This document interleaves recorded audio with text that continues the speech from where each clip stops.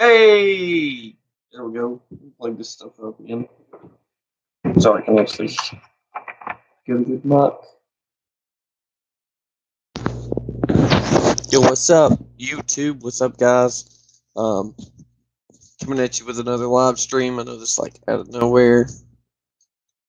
See if I can get this focused over here. I've actually got another screen pulled up today, so um, doing a little different.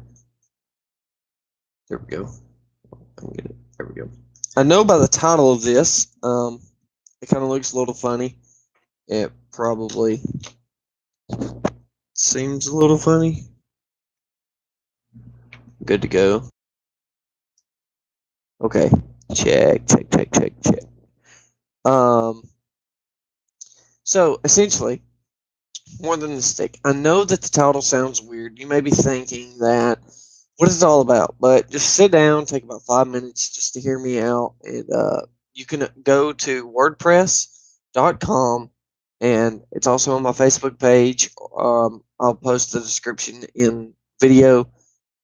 If you just rather read it than sit here and watch the video, but it's more than a stick, okay? So I used to do a lot of work for my church, and I used to straighten the chairs a lot and make sure that they were all straight, and just the sanctuary was really nice and ready to go on Sundays. And I had this stick, and I wish I still had the picture of it on my phone. I think I may have deleted it, but there was about a 14-inch stick that I used to straighten the chairs with, and we didn't have you know, pews. We had chairs that linked together to each other that were set off of certain things, and each section was set off a different thing. Some were set off walls, and some were set off the dots that were on the floor. And I had to memorize how many dots on the floor to go and set the front row to, and then work backwards. Whereas the ones that were set by the wall, I would work from the wall forward. So it took a little time to do, needless to say. It took me about 30 minutes to an hour sometimes, depending on how bad the chairs were, to get the chairs straightened and lined up. Now, to me, it was a great duty. I felt like I was doing so much for the church, you know, setting up the chairs so that our pastor, he didn't have to go in there and do it, and no one else that was older had to hurt their back and do it. I was young enough to do it, and I was willing enough to do it, and I was already there on Wednesday nights for youth anyway, so it didn't take me long after church was over to do it. But it became hard at times because I got tired from school. I was doing it while I was in college, and I didn't really want to be there that late night. 8 or 9 o'clock was by the time I was getting done. Then I had to get a ride from someone else to get home because I didn't have a car back then. So getting from my house to church at like 4 or 5 o'clock, being there from practice before youth, helping with youth, then after youth, tear down, and then during worship practice, straighten the chairs. And sometimes I wouldn't be able to straighten the chairs during worship practice because I had to run the computer on Sunday, so I had to help practice the computer for Sunday. And so, I had to stay until the chairs were straight. I had to stay until they were done. And, I got tired, but there were many things that I didn't see at the time that now I look back and I try to take time to enjoy and rejoice in. I mean, we all know there's something in your life that you do that you don't think that it affects someone else, but everything you do in life affects someone else in a way.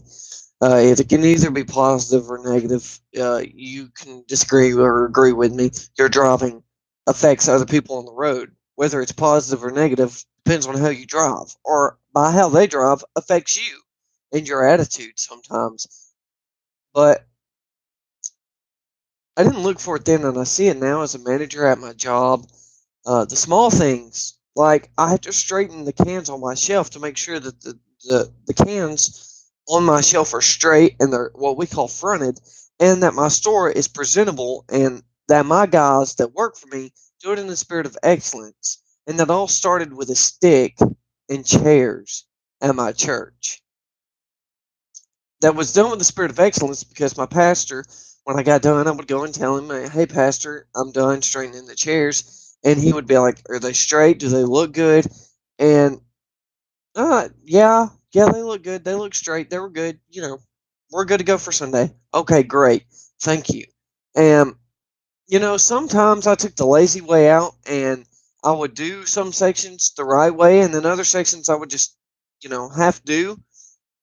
But he could see and tell when I was, lying because I'm not a very good liar. But, anyways, I know because of that stick it and him always pushing me to do it with a spirit of excellence, it allowed me to now be the leader that I am and do things with the spirit of excellence and see things done with the spirit of excellence because of that job, because of what I'd taken on, you know. But let me explain a little bit more about the stick because the title and the reference and the whole thing about the stick doesn't really make any sense if I'm babbling on about straightening chairs. The stick itself is useless without a man to work it, and the chairs can't be straight without the stick. But it takes a man to use the stick the right way to get the chairs in a straight line that they should be. For me, I never really accepted what the job did to me and what one man said one night to me in leadership and in management. One night after a youth rally, we had it's for Valentine's Day, and we had like a big get together for the youth. So all the chairs got moved out of the sanctuary. So I went up there really early, about 3 or 4 o'clock, and took all the chairs out of the sanctuary except the ones we used around the tables that night. Then the next day there was a wedding afterwards. So I had to get all the chairs back out from where we had hit them and put them back out for Sunday. So a group of people came in the sanctuary to help me with the chairs and to get the sanctuary set back up. And Pastor had told them all to listen to me because I had a list of stuff that he had given me and what all he wanted done. And I was the only one that did the chairs. So I was the only one who knew how to set the sanctuary back. And I'm trying to straighten these chairs and get them out and do everything all on my own while these people are trying to help me. And so I've got the stick and I'm straightening chairs and I'm going and I'm telling people, hey, do this, do that. No, no, no, you can't do it that way. You've got to do it this way. And then out of nowhere, I turn around and I hear my name. I hear Bradley, and I turn around, and it was my media director and my accountability partner now, standing there, and he says to me, "Stop trying to do everything. Stop trying to do everything on your own. These people are here to do a job for you, and they're here to help you. And they're here to do the work for you, so make sure that they do the work for you. Let them work because they're here for you, and you make sure that the job is done right." I quickly said, "Yes, sir," and did not see it then, but I see it now. And Pat, if you watch this, if you ever read the WordPress, thank you, Pat. Um, that changed my life for forever, and I didn't know it then, but that moment changed me for the better. It made me a better man and a better manager now because you see, I had all these people to help me, but I was trying to do so much that too much to even tell them what all they had to do, what needed to be done.